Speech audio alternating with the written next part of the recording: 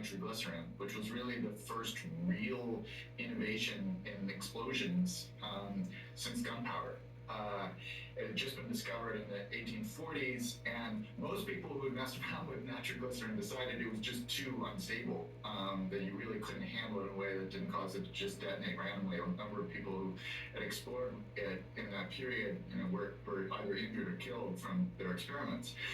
But Nobel got obsessed with this idea that there was, in a sense, a way to tame this extraordinary new chemical, and he had this vision of what was described as the controlled explosion, that if you could figure out a way to kind of detonate it on command in a safe way and create a kind of portable form of it that could be transported without it accidentally blowing up, that it would revolutionize civil engineering. That you could build railroads and carve out new mines and tunnels and build skyscrapers. And he was absolutely right. Well, you talk, and whenever you write about technology, and your books are always about inventions and technology and innovation, that there tends to be a trend, not always, but tends to be a trend where it empowers the individual. In other words, it takes power from centralized authorities. I think you say the invention of dynamite follows a pattern that has generally been true of scientific advances over the long term. Science and technology puts ever-increasing power in the sense of energy, not politics, in the hands of smaller and smaller groups. I mean, that's true with everything from the internet to social media and to dynamite. And so that causes a political repercussion. Yeah, it was part of the story of kind of the positive contribution of dynamite, right? You could have a smaller team. You could have you needed vast amounts of gunpowder and people to move that gunpowder around if you were going to blast your way through a mountainside. But you could do it with a much smaller team with a cheap portable canister of dynamite. So it basically, created a more compact capturing of energy that could be deployed in the service of good things like building railroads. But it turned out that a number of people initially in Europe and then in the United States began to realize that it gave them a different kind of power, a way to stage these violent acts that one single person or a small group could do. That could blow up a cafe, or it could blow up a courthouse. And we see in the kind of 1870s, 1880s, the emergence of really the first real example of terrorism as we know it today, culminating kind of famously, there's a long set piece in the book about this, in the assassination of Alexander II, the Russian Tsar, who was killed by really history's first suicide bomber.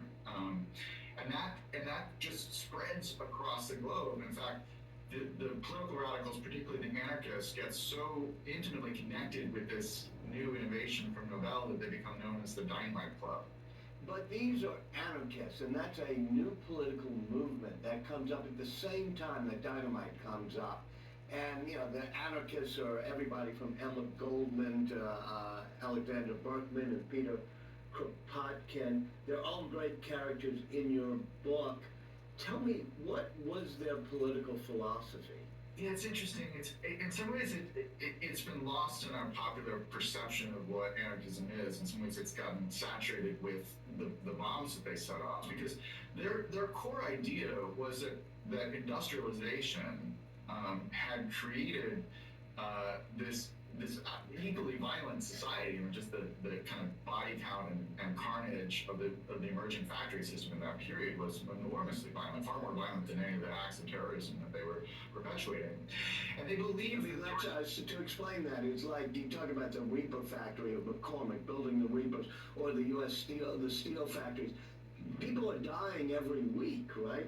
Yes. I mean, there was some kind of survey of one county outside of industrial Pittsburgh, over a year, there was something like 529 deaths, and that's just deaths, right? But the number of dismemberments from these industrial accidents, and of course, each one is an accident.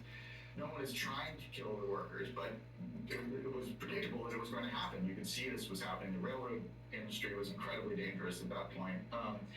And so the anarchists believed that there was actually a better way to organize society, and that we had actually lived through it during the Renaissance, basically, in small, communities of artisans and guilds, where there wasn't a lot of social hierarchy, there wasn't a giant government, there weren't giant corporations or weren't these grotesque factories, and life had been pretty good back then. And so people like Kropotkin and Goldman in particular were arguing for, in a sense, slowing down the pace of technological innovation, reining in these huge titans of industry and also large government agencies, and returning that almost kind of village life. Let me read something else from your book, which is measured against the landscape Emma Goldman and Alexander Berkman encountered as young adults. Even the much lamented divisions of the Trump era look far less severe.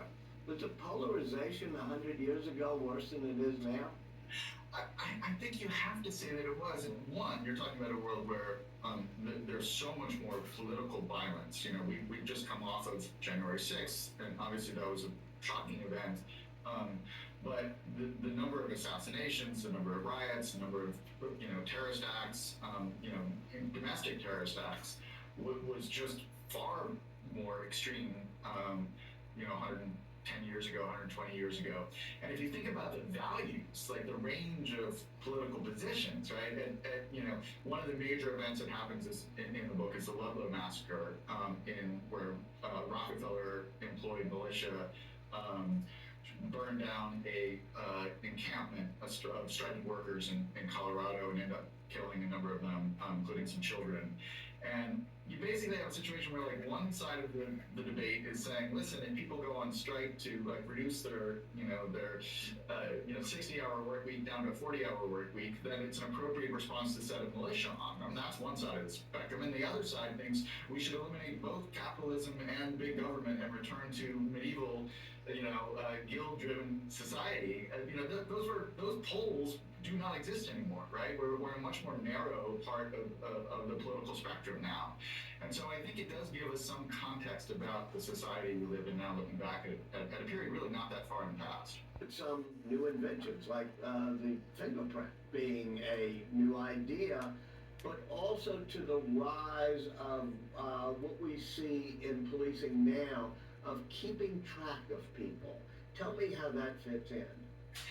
In a way, that's actually where I began in this project, that I was interested, as you said, I'm interested in new ideas, new scientific ideas, new technological ideas, and the first thought I had was maybe there was a book about the history of forensic sciences and modern kind of policing and techniques of identification and things like that. I mean, one of the crazy things, if you think about it, 120 or 130 years ago, before this stuff was developed, there was no standardized form of identification. So if you were arrested, you could just make up a name, and they really had no way to figure out who you were.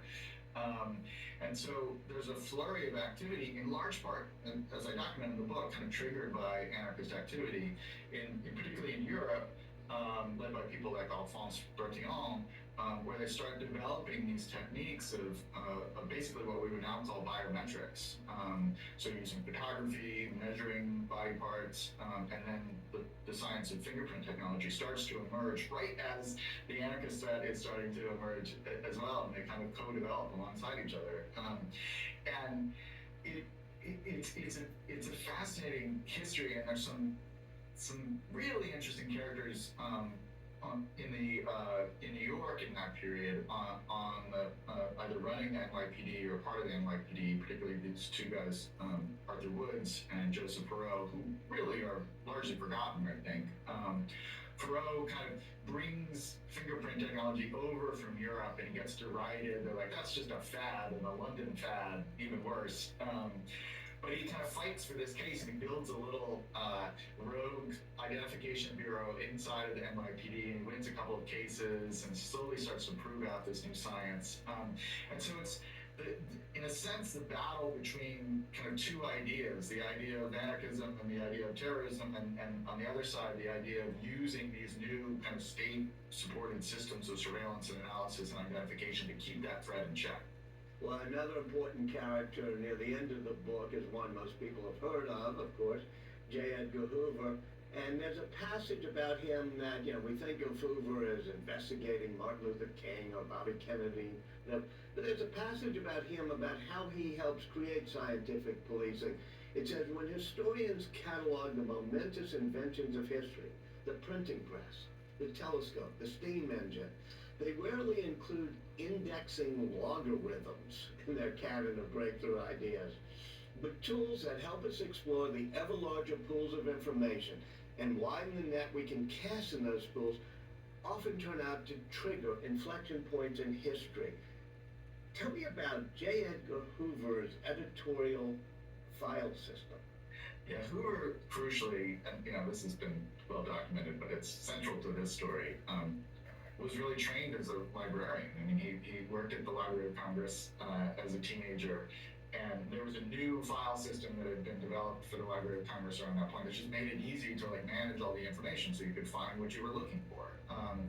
And when he began working for what was then called the Bureau of Investigation, became the FBI, he was set in charge of what was called the Radical Division, which was to deal with the anarchist red and other, kind of political radicals in a period around 1917. And he set up this system modeled after the Library of Congress, called the editorial file system. And it was basically what we would now call a kind of relational database, where you had index cards that were connected to both between people, places, events, publications, alleged crimes, and they're all kind of cross-referenced. And so if you were trying to pull, all the potential, subversives who were at a particular rally at a given moment in time, you could gather that information because of this technique that Hoover had designed, 10 times faster than you used to be able to do before. And one person can do it instead of 10 people. It's the same kind of principle behind dynamite in a way. You get more efficient gathering of information.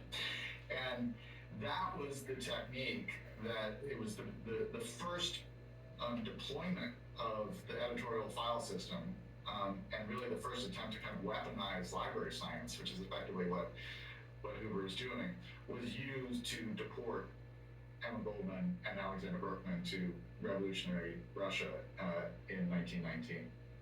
In reading your book, I couldn't help thinking often about what you're actually doing now, because you work part-time at Google now, or quite a bit of your time at Google now, creating something called Notebook LM, which is a large language model type chatbot like ChatGPT, or for that matter, Google Gemini, but it trains on your own data. You get to put in the data set you want. It's absolutely fascinating, and it sort of feeds into this notion of data science that you talk about in the book.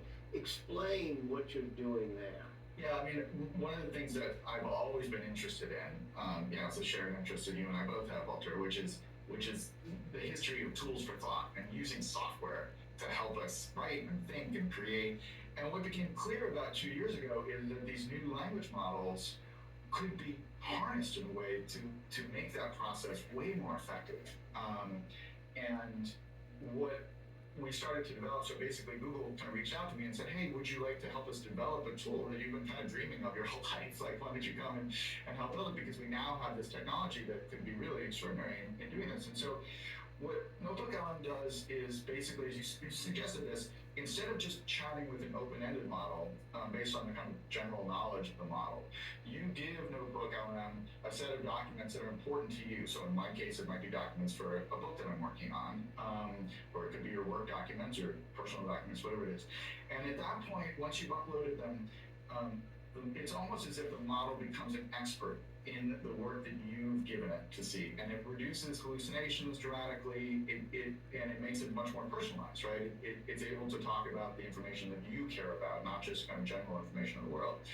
And so, for instance, I have in Notebook LM, I have one notebook where I have loaded up 7,000 quotations from books that I've read over the last 20 years, like my research notes, just that I've been collecting all these quotes from books. And I can go in there and say, okay, what are some of the most interesting things about ant colonies or dolphins or the history of forensic science?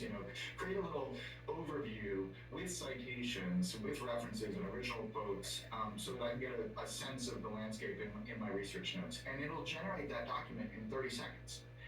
And so my ability to explore these vast troves of information and to basically the complex, laborious work of assembling the information can be done in an automatic way, and then I'm freed up to actually have the important thoughts and to figure out how to creatively put it on the page. So I'm very excited about it.